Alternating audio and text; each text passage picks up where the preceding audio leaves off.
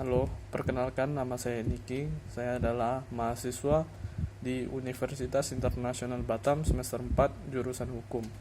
Dan sekarang saya akan membahas tentang bagaimana tata cara memasukkan gugatan di pengadilan agama dan bagaimana proses-proses peradilan di pengadilan agama. Yang pertama, kita akan membahas dari cara pemasukan gugatan. Dan pertama, sebelum kita masuk ke sana, kita akan membahas dulu format-format gugatan. Apa saja yang perlu kita masukkan di dalam gugatan? Hal yang pertama yang kita masukkan adalah identitas dari para pihak. Siapa penggugat, siapa tergugat. Dan cantumkan nama, alamat, agama, dan tempat tanggal lahir, dan yang lainnya. Setelah itu, kita akan memasukkan posita. Apa itu posita? Posita itu adalah dalil-dalil dan kronologis cerita. Dan selanjutnya kita memasukkan petitum. Petitum itu adalah apa yang kita tuntut dari hakim supaya dikabulkan oleh hakim. Dan yang terakhir adalah penutup. Oke, setelah kita sudah tahu format gugatan, setelah kita membuat gugatan, kita memasukkannya ke pengadilan agama. Kita datang ke pengadilan agama ke meja pertama, kemudian kita memasukkan gugatan kita di sana. Setelah itu orang yang di meja pertama ini akan menjelaskan hal-hal yang perlu dijelaskan kepada kita. Setelah itu, mereka akan memberikan surat kuasa untuk membayar. Dan surat kuasa untuk membayar ini akan kita bayar di bank nantinya.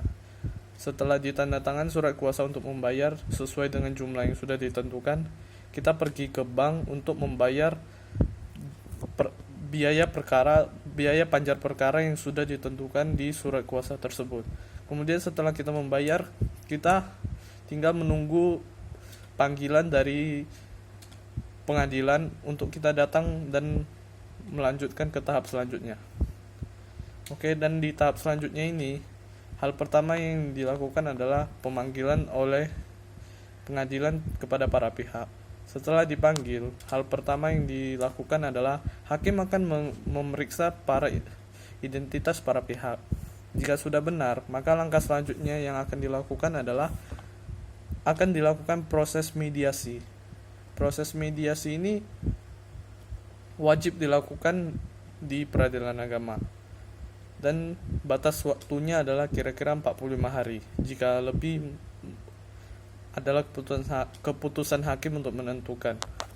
Dan bagaimana proses mediasi ini? Proses mediasi ini akan ada mediator yang ditunjuk para pihak atau hakim itu sendiri. Dan jika mediasi ini berhasil, maka mediasi ini akan dituangkan menjadi akta dading. Tapi jika mediasi ini tidak berhasil, maka kita akan lanjut ke tahap selanjutnya. Kemudian jika masuk ke tahap selanjutnya, itu adalah pembacaan gugatan.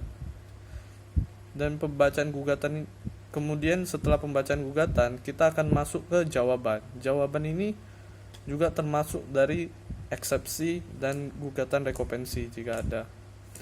Apa yang dimaksud eksepsi ini? Eksepsi ini adalah bantahan dan atas kelengkapan formil dari gugatan tersebut. Dan yang selanjutnya setelah jawaban akan masuk ke replik. Replik ini adalah jawaban dari penggugat atas jawaban dari sebelumnya, jawaban dari tergugat. Kemudian duplik. Setelah duplik, kita akan masuk ke pembuktian.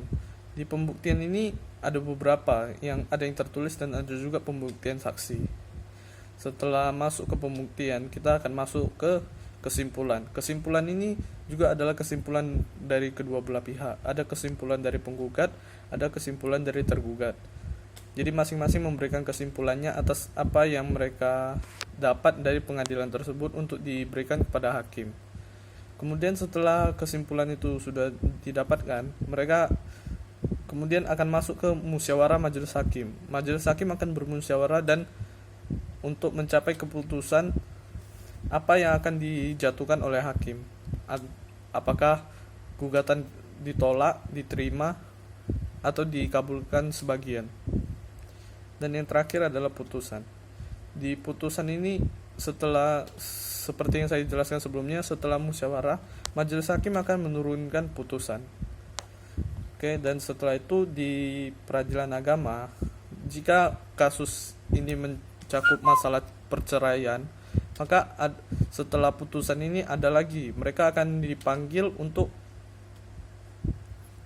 proses pemanggilan untuk perceraian, penyampaian talak. Jadi jika misalnya cerai talak, maka si suami akan dipanggil untuk mengatakan sumpah talak di hadapan hakim, kepada istrinya di hadapan hakim. Oke, sekian penjelasan saya mengenai tata cara peradilan di pengadilan agama. Sekian dan terima kasih.